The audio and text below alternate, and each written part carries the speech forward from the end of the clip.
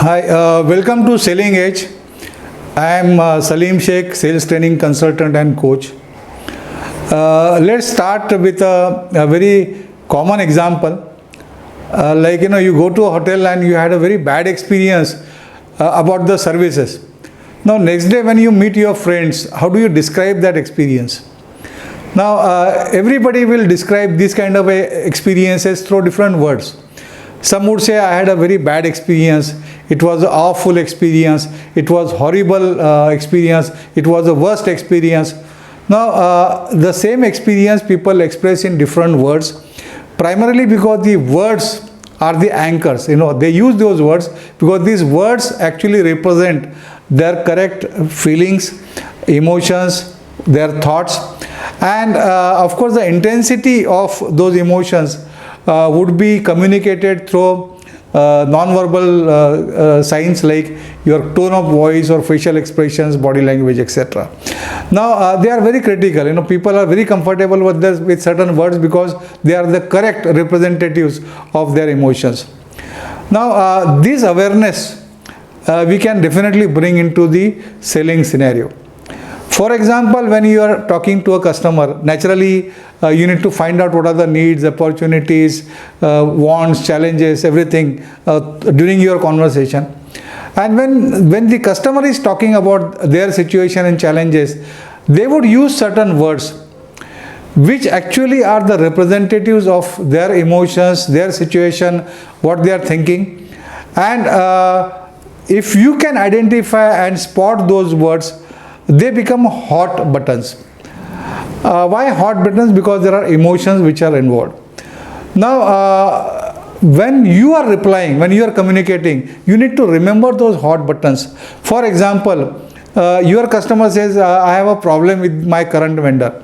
Now he has used word called problem.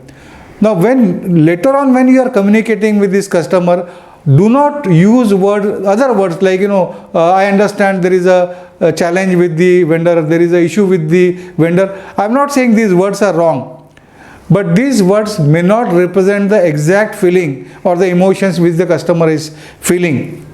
So you will use problem. Sir, I understand. Madam, I understand that this problem you have with the current vendors. Then you can probe and ask about, can you explain, can you elaborate on what kind of problems which are there. Now these hot buttons which are there, you need to be very watchful about that. When you use them, what is the benefit that you get? Most importantly, the customer feels that you have understood them. They would feel that you have understood the correct situation, their emotions, and how they are passionate about it. So this would actually sort of help you in forming a stronger relationship with the customer. And then once you understand the problem, they are also ready to listen to your solutions later. Not only during the discovery phase, but throughout the selling conversation, customer do use different words which are emotionally charged, or the hot buttons which are there. Now whenever we have this customers usually do not disclose all the information. They are very, very conservative as far as the sharing of the information is concerned. So we need to be actually digging and trying to find out what exactly is behind what they are saying. Now whenever you spot any kind of these kind of words, we need to be asking some kind of a lock-in questions.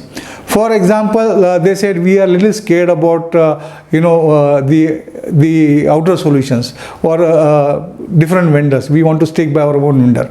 Now when they say scared, you should be asking, sir, when you say scared, what exactly you mean by that? They may say that we are looking out for something different. Now you would ask, what are the different things that you are looking out for? So look out for those words where you can actually pitch in a lock-in question, because lock-in question is one, you pick up one word from the customer. Usually it is more about the emotionally charged words, and you ask them, why are you saying that? And this will make customer reveal some of their thoughts and emotions behind what they are saying. So you get additional information, and once you get the information, and then you become powerful. You can actually relate your solutions of products and services with their issues that they are facing. Not only that, what the customer is saying, and even you have to be watchful about what words you are using, because they also have an impact, and they also will sort of generate some kind of emotions in customer. For example, I can narrate few examples. Think over it. When you say problem, now the moment you say problem, the customers usually will have a slightly different, there is a negative shade to that. But instead of a problem, if you can use word challenge, it is more positive. Instead of a cost, when you are, suppose you are actually talking about your product, now instead of saying is a price or cost, whenever you say price and cost, the customer thinks about the money going out of his pocket. Now instead of that, if you can use investment, the moment you use word investment, they start imagining something is coming their way. Similarly, appointments. You take a call, depending upon what kind of a customer that you are meeting. But when you say appointment, it is more about the formal request that you are making.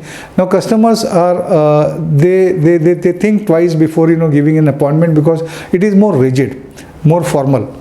Now instead of that, I usually use I would like to visit your place.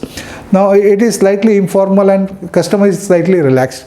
You will find these kind of words in if you read some NLP stuff. Now change your vocabulary so that you create a better and bigger impression. Be conscious about that, because sometimes we keep using words and sentences which we are very comfortable with.